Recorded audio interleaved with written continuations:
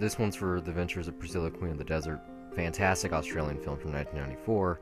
It's really cool, it's very queer, it's got a great cast, really iconic, blah blah blah. It's like Magic Mike XXL, our most popular review, whatever.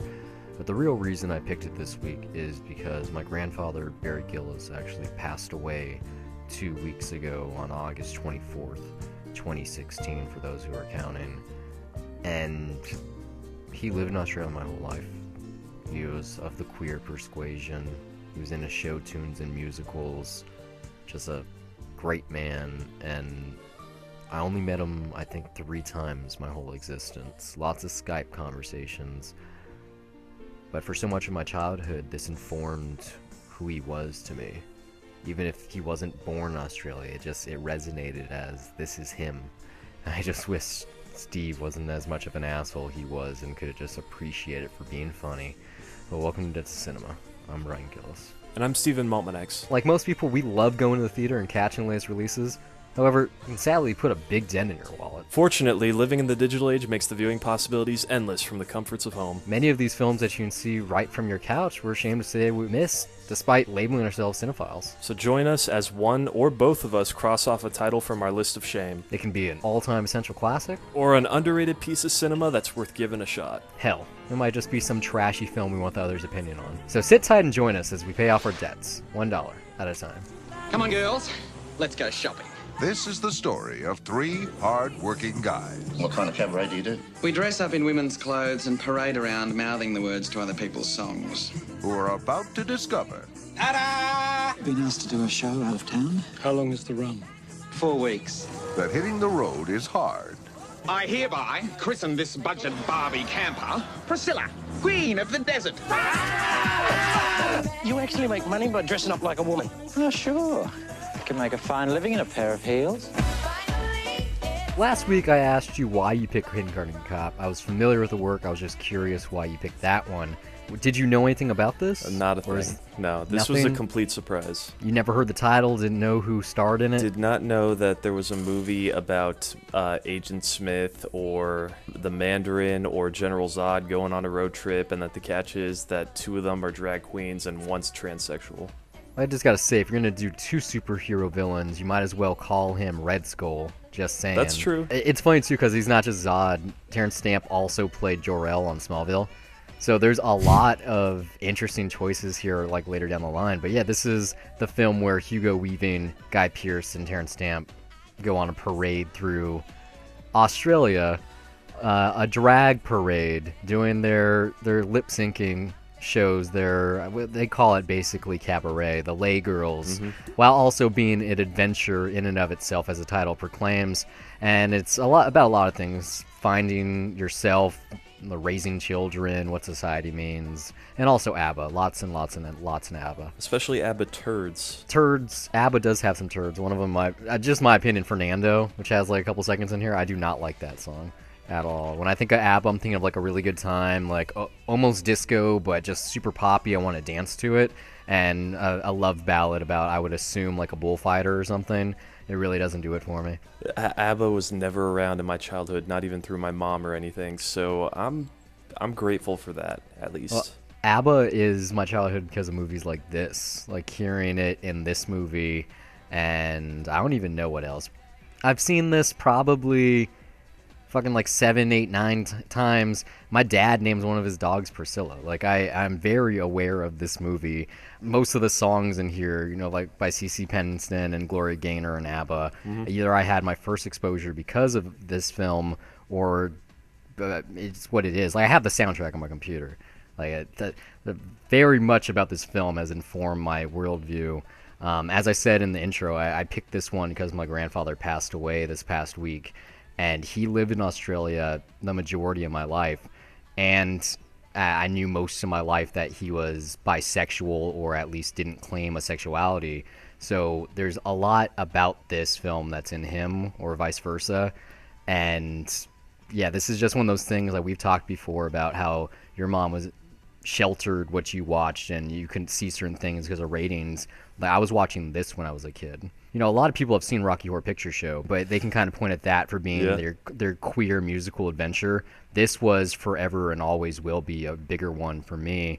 Maybe probably just because of the Australian angle. It's actually funny. When I went to Australia, I visited my grandfather about 4 years ago.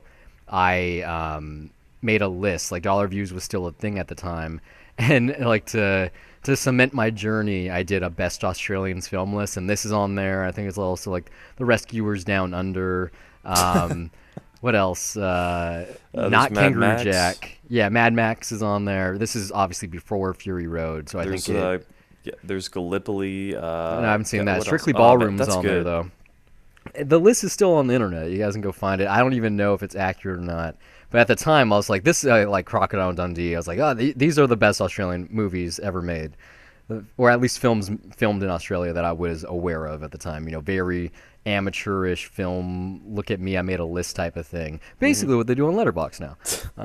Letterboxd.com/Brian Gillis. Go see the stuff that I rate on a weekly basis, right? So, how did you watch this? Did you find this at your video store? What did you do? I originally went to the video store and it was on the shelf, but it was checked out. Like there was no DVD I could find behind it, so I had to go the Amazon Instant route. Which so did you pay or did you do a Star subscription? No, I paid. But I don't know how many times I've seen this movie, and it's funny because as far as I'm aware, no one in my family owns it. It's just one of those things that comes on cable all the time, and you just kind of have to watch. Like it's the perfect just 90s cable midnight kind of movie. Like they seriously, this has been in rotation my entire life on cable. This definitely seems like some that like at least is on platforms like Encore or like Stars just on a general basis, although I never came across it, or maybe just the title never caught my attention because it is a weird title. I think I may have seen the title. And it just, you know, like when you see some like Priscilla, Queen of the Desert, and I'm a kid that's growing up and I'm watching things on That's Encore so and HBO gay. like True Lies, and I'm seeing The Thing for the first time, and just all this awesome stuff. It's like, yeah, as a teenager, I don't think something called Priscilla, Queen of the Desert is something I would have tuned into. Well, did you tune in? Did you enjoy this? What did you This? think? Oh yeah, no, I did. As a road trip movie, it's not exactly that special. It's a weird thing because I think it's a really good movie that you know has very interesting characters, especially you know something that you just like. I don't think I've been exposed to that much queer cinema at all. No. So like, you know, this is still something that when I see it, you know, it's very interesting to me to watch. As a road trip movie, it's kind of generic though. Like, you know, I like the outback setting, and anything with Australia, you know, like it's always kind of nice and refreshing to get that scene. But yeah, this is like one of those things that I feel like it's a quirky comedy that Fox Searchlight might put out in the middle of the year, you know, these days, even though this came out in what, 94? Yeah. I think just really what makes it slightly better than that is that these characters are so memorable and they're so interesting. Like, you know, we talked about Magic Mike, which might be our most popular review on the Magic Mike XXL. Sorry. Doubly our most popular review. Yeah, probably. And that's a road trip that's really about nothing. Like, you know, these movies both have the like stripper convention. What are you they talking both about? have like the same kind of tropes and like, you know, the same sort of pit stops. Although, except with Magic Mike, like there's no tension in it. Like I think there's that one point where their van crashes and it's resolved so easily that any tension there just kind of becomes immediately pointless.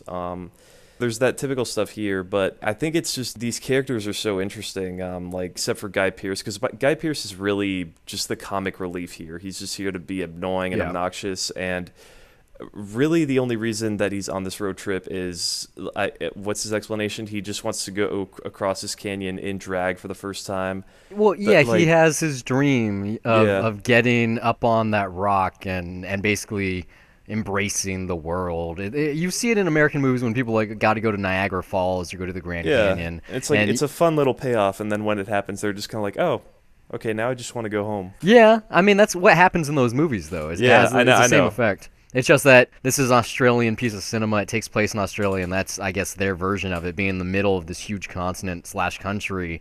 And yeah, as Bernadette calls it, being a cock and a frock on a rock. And that's a really cool scene, too, when they have that little expose, because probably the best thing going for this film, more so, and Magic Mike could have borrowed heavily from it, is how fast-paced it is. Yeah, like it starts off, honestly figured though that you picked this like in sort of similar territory, because this was like this kind of reminded me of that, and I figured, okay, yeah, Brian will no doubt love this. I didn't know that you already had seen it before. Maybe I loved Magic Mike because I loved this. Well, I mean, I guess there's similarities in that they're road trips into scenes that you're just not exposed to often in cinema. Like, I mean, this is queer cinema. Like, this is something that doesn't appeal to the majority of Americans out here. Or more so, Americans don't want to find it appealing, I think.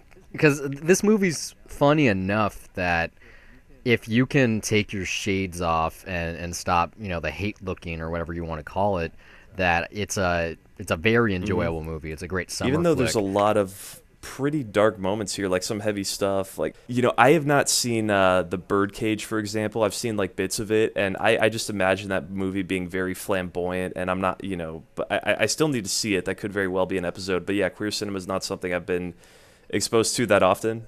I don't know why I'm bringing up that movie. That's just the first example I can think of. I imagine it being very flamboyant, but like this, I appreciate that it doesn't, it's not like it's going over the top for the sake of it, or at least some, like, that assumption that you have with, I guess something like hetero cinema is like something that you want to identify as queer has to be very, very flamboyant, very out there. And yeah, like there are those things here, but just little things, like I guess when they're sort of digging back into everyone's childhood.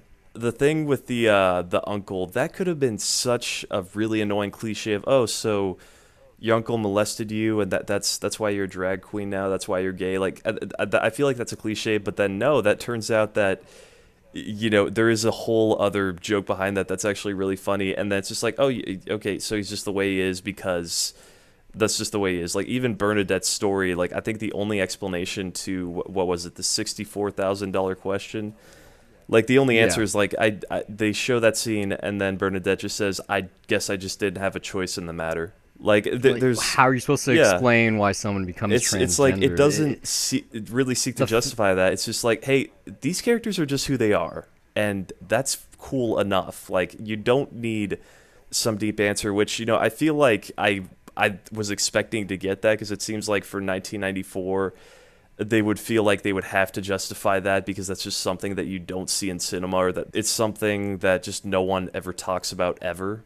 I disagree. I mean, this film is from I would assume at the time, a very liberal community. Australia's always been especially kind of different. in Australia, yeah. But I mean, Yeah, it's like the other side as of the far as world. culture, I guess, or maybe it depends on where I grew up in. Queer filmmakers make queer cinema, and the sensibilities that they're going to want to articulate aren't going to have to necessarily mirror their worldview, or society.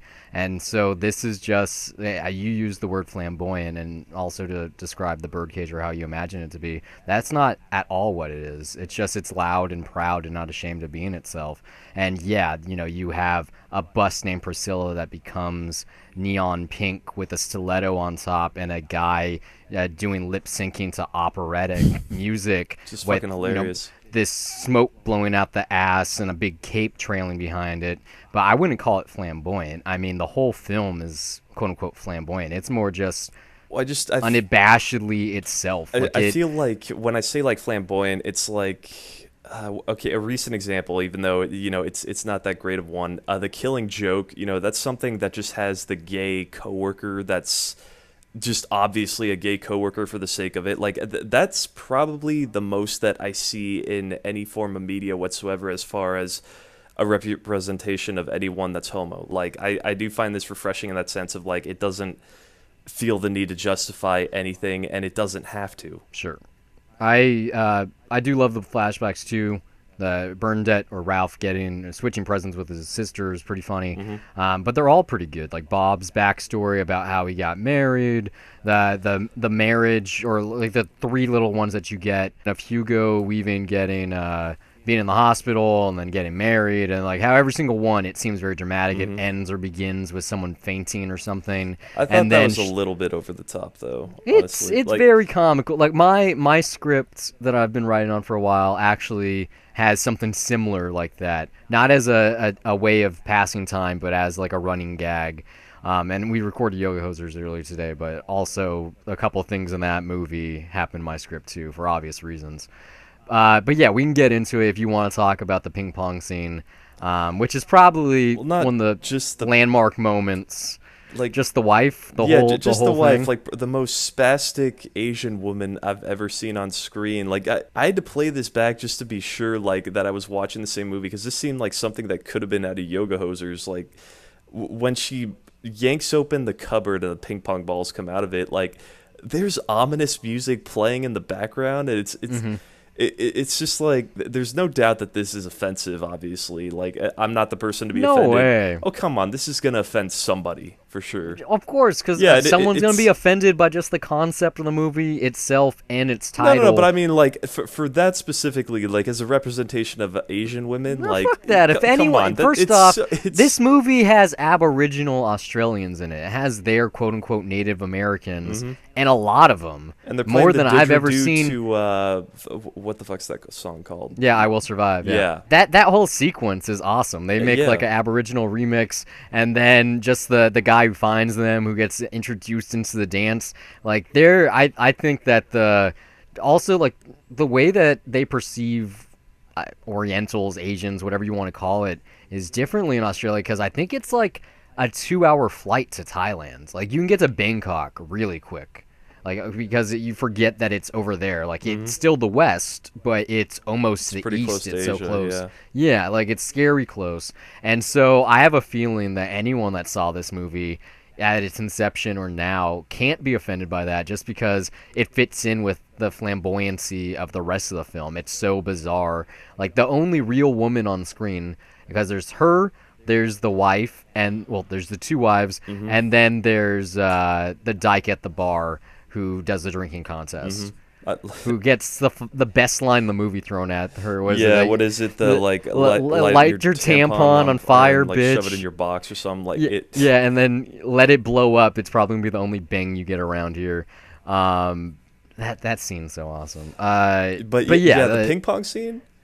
She's a weird caricature, but she does something so outlandish that if she wasn't painted in this very kooky way, it would throw you out of the movie. Like, why is this straight-laced woman who's really awesome taking ping pong balls and putting them in her pussy so she can shoot them up her butt? I'm not Like, criticizing it, but my very cynical side of it, like, just kind of thinks that this movie was not confident enough that people would be able to take this seriously. Like they No I don't know. way. Yeah, I mean, I don't know. Just like part of me was Everything like thinking that about as like this movie is you can't take it seriously. no, but I mean, it's, like it has. you have to on some level. Like No, not it has not, great not, emotional not seriously, beats. like treating these characters as like real human beings as opposed to just caricatures, because there are heavy moments, but like seeing that, part of me was thinking, yeah, it might be a problem, not just because it does kind of seem like, yeah, someone could obviously be offended, but it's like, I don't know. I don't honestly think this, but the thought just came across to my mind of like,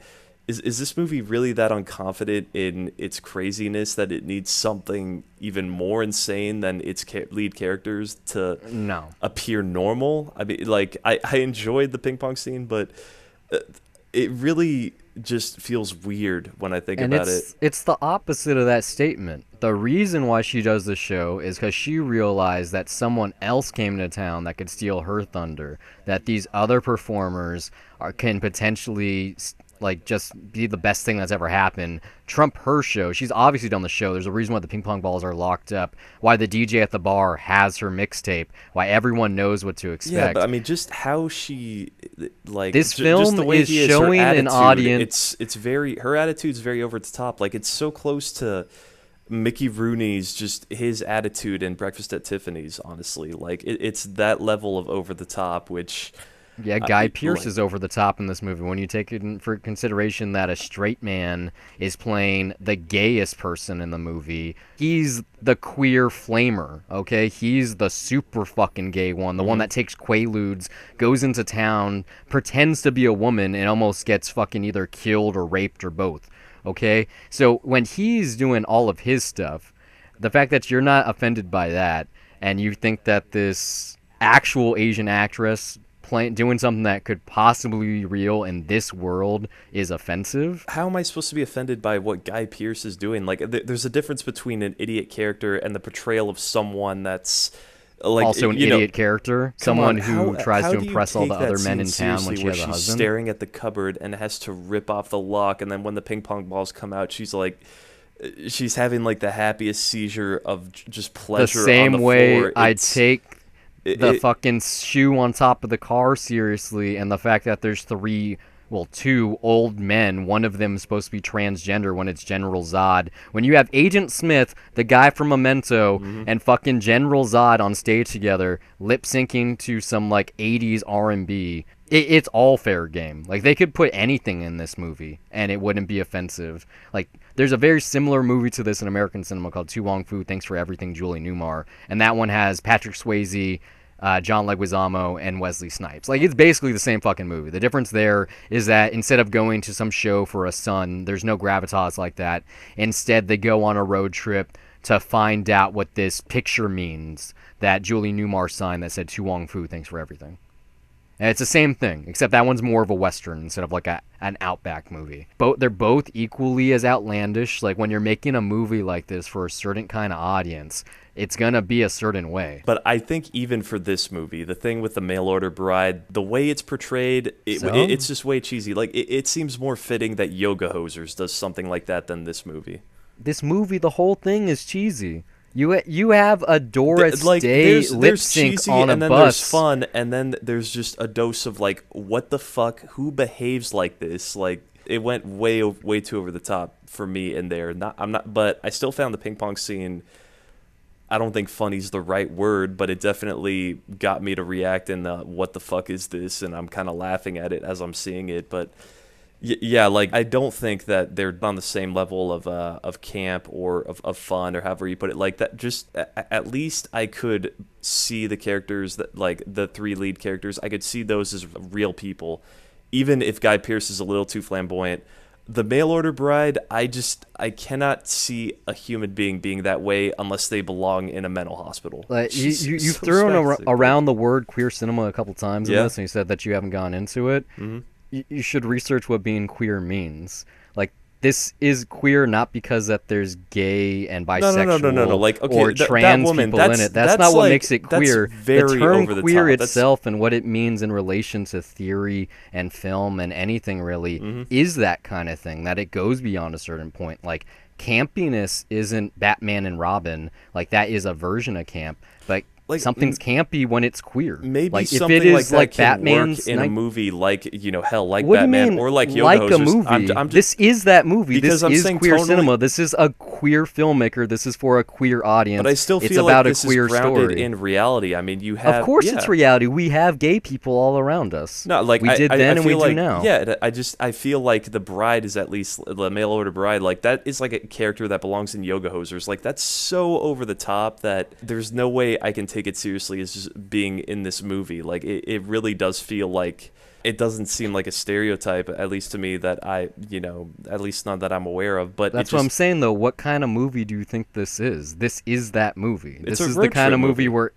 no, it's not. It's a queer movie that has a road trip. It's about a older drag queen coming to sense with what his life means when he finally has to face that he has a son. His whole life he's been living this dream, this queer dream, living in Sydney, in the big city, doing the sold-out shows. Like, this whole movie, every show they do, even the biggest one that they do at the casino where his son is there, the only one where they have a receptive audience is when they finally get back home, when they're in the place where everyone knows them, where the people are okay with their lifestyle. And the rest of it is, it's like we're taking these characters from this separate world, throwing them into the desert where no one is expecting this kind of thing. They're outcasts. No one embraces them except Bob, who turns out to be a savior, fixes their car. One of them falls in love with him. Like, everything about him is special. And he comes from, dude in the middle of the desert helps out these people on the bus who happen to be drag queens. Is it really that bizarre that his wife is fucking crazy and he was forced to help these people, basically? Like, even if I'm not arguing the setup for that, honestly. It's just like, I think it was over the top. Like, the fact that you get a sequence where she's alone and she's staring at the cupboard and you have like this very ominous music, like, just setting that up. It's like, it's comical, but that is something where I'm just kind of like, yeah, That really seems to be pushing it, and it's just it They doesn't seem like that's something I fly a can blow-up believe. doll as a kite in this movie, and I know Yeah. you didn't stay for the credits because you don't, but after they end, the kite lands in a Chinese monastery with the whole gong and everything. The dong. Right before that, it says it was filmed in Dragorama. Like, this is not a serious movie. Queer cinema is not serious. I mean, you do have Todd Haynes movies where they're like, oh my god, this is a 50s melodrama. The guy likes the man, the woman loves the woman. Oh my god, turn out next time. What happens next? But that is not queer movies. You need to I'm watch sorry, something but, like Paris I is do Burning. think when we're bringing this up the 19 word serious, though, it's like, yeah, there are things here that I have to take seriously. Yeah. I mean, yeah, like it's not So? like I can't say that this isn't a serious movie when you have stuff like when the trunk has a, what does it say, AIDS fuckers go home.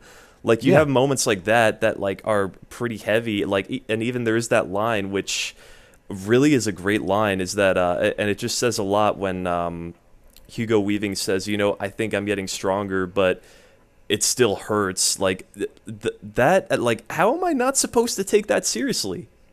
Like, that's a really heavy moment. I can't, like, it's a very fun movie, and like it has this great energy to it. Like, but yeah, like it is grounded in reality, even if it's just these characters' personalities. Like, I don't know if what would you, granted I still have to be exposed to it, but I guess a better way of putting it is like, okay, Rocky Horror, that if that is part of queer cinema, like that seems something that is far more It's a far more musical campy and like over that the stars top. a transvestite. Like, and it- is that fair? Because I mean, like, what do you this is mean? like if that's a movie in tone that is far more campy and like could get away with a character like the Mail Order Bride, like something that No, ridiculous. that's what I'm saying. I don't think there's anything such as it gets away with it or it doesn't. It 100% does. The filmmaker made something, not just that I appreciate, but people in the queer community have embodied for over 20 years. Like the fact that these guys are running around cruising all night, having fucking sex with everyone unprotected, and then a lot of them got AIDS and they all died. Yeah, that kind of rained on the parade. Like, that's what happened. If you're making a movie about this, especially in the early 90s, like, just because it has to do with the gay community doesn't mean it has to be Philadelphia. Like, matter of fact, at the time, I have to believe that Philadelphia is the way that you perceive Brokeback Mountain. I was like, what the fuck are you making? This isn't even exactly that. Like, this is for straight people so they can feel bad about the AIDS crisis. Like, this movie is quote unquote serious when it has to be, because a movie can't be fun from beginning to end. That is boring. Watching cartoons for 2 hours straight is boring. You want some kind of substance. You just so described you Magic get Mike XXL for me. that gets some substance too. It's just not a good one. That movie is fun for me because No. I accept that. I'm just saying, like, that's a movie that doesn't really have anything to it. Like, but I see how it's fun for you anyway.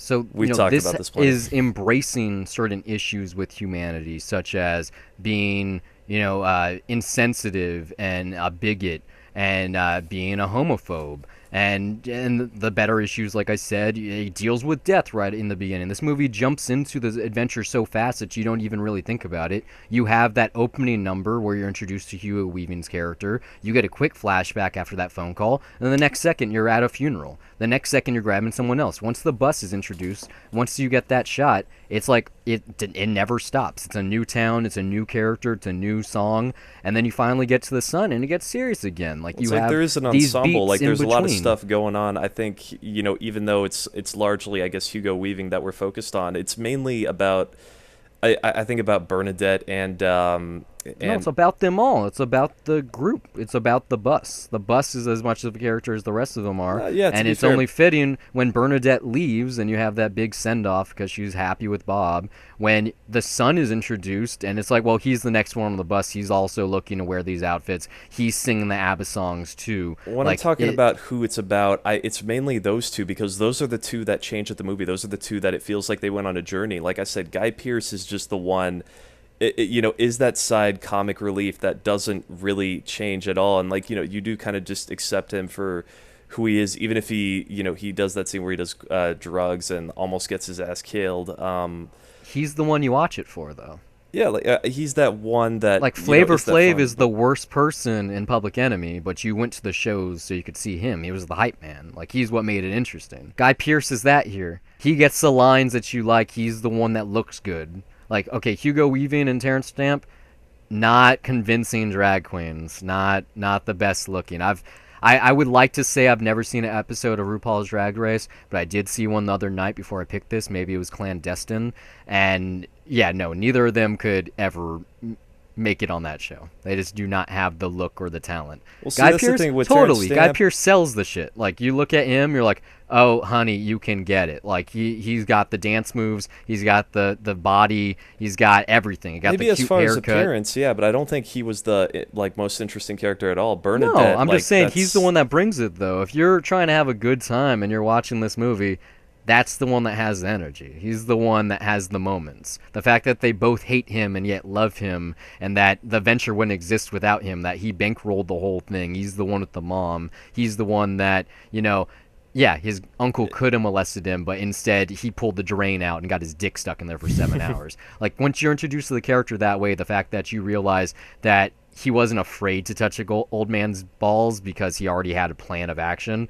that it really is its own thing. Like, the kind of energy that this movie has, despite, yeah, being emotional, and, it makes me feel a certain way, and, the whole angle about, does my son know what I do? Oh shit, he does. Let me pretend to be a cowboy. I'll drink beers around him. I have a girlfriend. Like, all that stuff, and then you get that great message at the end that, like, his son not only embraces his dad's weirdness, but understands, like, that his interests in sexuality might not align with his, and that's okay. Like, you have that Yeah. one, like, oh yeah, mom. Yeah, does mom your had mom a have a girlfriend. boyfriend? It's like, yeah, fine. exactly. Like, I do think, like, it's one of those things that, at least, the message there is powerful, but as far as execution, though, it seems kind of way too easy. Like, I mean, honestly, that seems like the nicest kid that just doesn't give a shit, and he's always smiling and everything, and I don't know, it's not a problem, but, and I guess maybe that is the point, is, like, it's just, it really is not a big deal at all whatsoever, but I don't know, just something about it was like, man, I don't know, this kid just seems way too nice to me. It's like that perfect movie kid that... You've been on a road trip before, right? Yeah, of course. Okay, so you go with some people, you're looking to have a great time, you set up itinerary, whatever, and go to here, we're going to camp here, whatever. You go on it, I don't care who you are, no one's perfect, someone's going to hate someone for some reason. There's going to be some argument that can't be won, maybe a fist fight, who knows, something's going to happen, you guys are going to get robbed, something. And it's never always great. And then at the end of the day, you get back home, maybe you're bitter for a week or two, but then you see each other, like, the next time, you're like, oh my god, that fucking road trip, man, that was so awesome. That's kind of what this movie's like. Despite any bumps in the road, literally or figuratively. Well, like it is the bus a road breaks trip down. movie, yeah. Yeah, all these things. It's like, yeah, it's about Bernadette and it's about Hugo Weaving's character, but then at the same time, it's not really about anything. It's about the adventure, it's about the good times and the bad. It's just something that you can put on at any time, any day, rainy or not, and have a good time, and it embraces that. And it tries to have messages along the way, but it's mostly a cabaret show. You get good song and dance, you get fun outfits, you get fist fights, you get all kinds of stuff. You get the weird Australian pronunciation of Lego. I don't know. I really can't critique this. It's something that I'd buy for $1 this day, the next, or any. And I don't, like I said, I really don't know why I don't know anyone that owns it, despite how many times I've seen it. That's kind of bizarre. But I think it's unequivocally itself. And that nothing I've ever seen, even Tu Wong Fu, comes close to just its sense of adventure. And like you said, it's the cast of characters. It's how bright and colorful they are, and how they do have very different personalities, and how interesting they are. And then the culture clash of who these men are in other versions of the screen, and who they are here. And I don't know which one feels more realistic. If it's Well, I guess Agent that's part Smith of the or appeal, it's this guy. honestly. Like, there's just something about seeing Agent Smith in drag that, like, it just, the fact that exists, it's like, you just kind of have to see that for what it is. But, like, it's good here that it's not, I was expecting, like, kind of a romp. I was expecting it to be treated as a joke, which I shouldn't have. But I mean, like, when I see, like, what this is about, that's kind of just the first thing that comes to mind, is like, oh, I have to see what that looks like, because that's going to be weird. But yeah, then, I watched the movie, and there are these really well fleshed out characters. They all have their own problems, they all have interesting stories, and then, like, it is a road trip movie, it is a journey, and that journey was one that I thought was worth taking, and I'm glad that I watched it, even though it has some of those road trip cliches, and there's some things that are just wrapped up too easily, like the thing with Guy Pearce, like when he's about to get his ass kicked and puts the whole group in jeopardy there. Like I don't know, the fact that Bob just comes in all of a sudden, it's like it feels like it wrapped up a bit too clean. It's like you said, I don't matter, have so. problems really. I got weird little nitpicks, but they don't harm my enjoyment of the movie at all. Like that's why they're nitpicks. And it's they're not necessarily fully developed. It's like, but there are things where I'm just kind of like, I guess it's the cliche of the road trip movie, like just things that happen where it feels like, okay, these are plot beats that are supposed to happen, and maybe I want more drama or just more things to be fleshed out. But no, this does just go for the simple route, and that's not really a bad thing. I guess it's just maybe it did leave me wanting more in a sense, and that is a good thing. Well, there's lots of it. Like I said, just look for it. Fucking Todd Haynes' Superstar, the story of Karen Carpenter, which is Karen Carpenter's biopic of the Carpenters, told using Barbies. Yeah, we talked about that when I saw Velvet Goldmine earlier this year. I think off air. Perhaps we did. I don't always feel like watching queer cinema, but it's never uninteresting. There's always something new, even if it's fucking Max Landis's Me, Him, Her, which is just not the best movie, but hard to not watch. Like, it's really its own thing. But this movie has, like, coast-to-coast running gags. Literally. There's a coast-to-coast runner who meets them on their journey sporadically. Did that pay off? Because the last it doesn't need it. You get I'm just 3 saying, references. They set it That's up. enough. Yeah, like it's like it keeps coming back and forth. I'm like, okay, this is supposed to parallel something. It's gonna wrap up in some way, and then they kind of just abandon it. They cross paths 3 times, and it's like I said, when you have a movie like that, if you have a running gag like that, a literal running gag, that it kind of just it tells you right away, this movie is a movie. Like, it can move you, it can be emotional. Yeah, but I mean, I was expecting some sort of payoff there, and there wasn't. It's kind of like they just abandon it halfway through when they go, oh, who is that? Oh, fuck her. Well, I mean, this has to be the rationale. She was going to run from one tip of the continent to the other, coast to coast. They were only going halfway. They went to Alice Springs and back. So she had to keep on going. Why would she show up again? Like, they could have done a thing where, like, in the sequel, okay, if there was one, she shows up at the beginning, at the end of her journey when they're starting their second one or something. I don't know. I'm just saying, why is she there if that's not going to pay off? Like, that's one of those things. Because it's a running gag where someone is running for the gag. But what's the gag? It's a joke on a joke. What's the gag? I'm not really getting the joke. It's just when someone's running and they got a flashing light that they're towing. That's about it. More than once, it's called a running gag, and this is someone who's running, and so it's a literal running gag. All right, yeah, I guess I just don't get why it's necessarily funny. I see that there's a reoccurring element, but it's just... It's stupid. It's a stupid funny joke. It's one of those things where you're talking about a movie... Yeah, when you're talking about a movie, you're like, and the fucking person's running across the country the whole time. What's up with that? I don't know, man. This is the movie with the people singing in the pink makeup. Like, there doesn't have to be an explanation. I don't know. See, I guess I wanted one. Thanks for listening. We hope it's been a pleasure.